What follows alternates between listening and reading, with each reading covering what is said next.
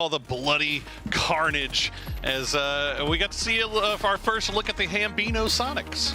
We did get to see a first look, but I mean that was rough because it was a full four-man team pushing down on the duo, and even I think Tig was like reloading as he came out just because the blue was pushing him out. It was a rough fight for them for sure, but I mean I don't really think that could have happened even if Win was there, right? So Sure. Yeah.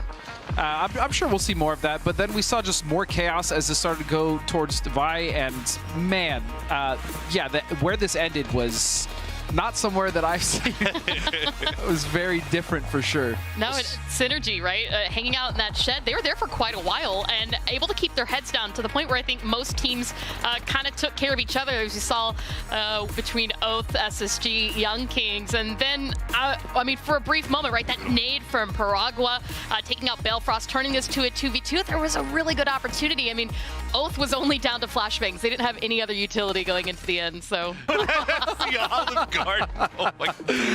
I mean, we are family in a way, but very dysfunctional family nonetheless. Oh, we get to see Black Tigers in one of several crashes that went awry very early. We saw TSM have a fantastic game, Godspeed, up until once again Circle 7. Circle 7. Just not. We also saw a really fantastic, set of plays coming out of Sharpshot. Yeah. Onto Sonics as well. He's got a knock onto a dab before. Finally, it was actually TSM, I think, that shut him down. Yeah, I think Penta had that angle on Sharpshot. It just kind of goes to show how great of a player he is. But, I mean, coming into this compound, Troglodyte just had this position for a really long time, and it wasn't contested. Oath's compound out to the west was really fought for. Wildcard ultimate coming out of that direction. Right? It's from the way that they rotate off that position, the way they move them, the way they use smokes or wait for another team to perfectly fight in a situation where that's the time for them. Like, again, the more I watch Oath in the end games, the more it, to me, looks like they just get themselves there. They make it so comfortable for themselves to win. Well, and I want to play off that point a little bit further, too, because in the past, we've always known Oath as being a team that really comes in from the east, and they would hold on to the east, I think, almost a little too strongly. Watching them last week, watching them this week, they're rotating north, they're rotating south, they're coming in on these crazy wraps, and that actually, I think, is really working to their advantage as well, because they're not really stuck fighting the same teams, coming into the same ways. They've got more freedom to play from, and that's why I think we're continuously seeing them up in the late game for strong. And Corsac is so close to getting this. I think if he hadn't been focused on the flush, right? Those two flushes. Because that was a really disgusting, clean second headshot that he landed. Yeah, I mean, they had no idea he was there, and there you go. We'll get to see it here again in a second, but just the amount of work that TSM fought in. I mean, once again, fighting 300, won this one out pretty quickly, 300's first team out, and we're starting to see that kind of TSM of old, right? Getting kills, making smart plays, and then on the flip side, I don't think I've seen very many successful pushes into these bunkers this weekend. It's really not worked out well for teams. Yeah, those are just really hard to push in general, especially like early in a circle like that when there's not one team potentially shooting at you, but multiple teams. Yeah, it becomes kind of a mess.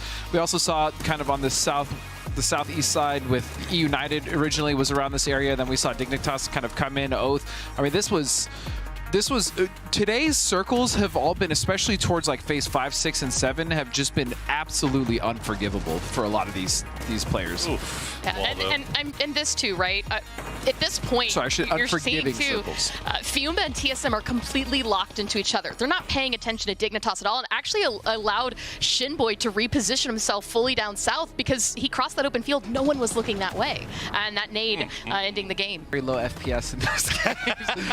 Back then, it's much better now.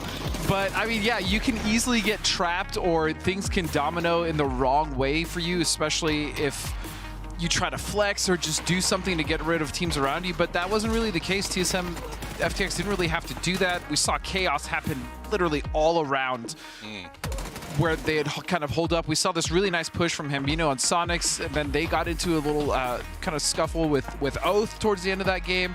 Then the outside, we had E United trying to kind of gatekeep at the literal gate or the road. So, I mean, it was, this game was, today's circles have been something else. It's been just absolutely savage here as we see Sonics trying to fight their way through. That was such a great play from Shrimpsy, that nade, right? Just the work that they put in, right? Him and Hambino kind of keeping the dream alive as long as they could from this. But again, the way that TSM was able to come down from upstairs, gas cans actually that were set up around the side. And when you talk about crashes, this is another. This was a crash and burn for Adapt, and yeah. Oh. Yeah, I don't really. There's not really much to say. Yeah. I'll Anyways, save you. moving on.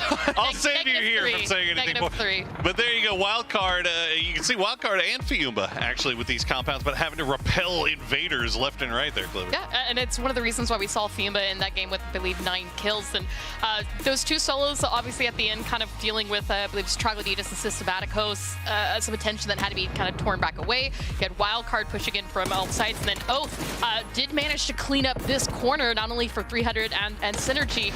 I actually was amazed at how well Oath got into this circle, because they were another one of those teams that just took fight after fight after fight, and there's a lot of open area around farm. I mean, I was just beside myself whenever they made that rotation and managed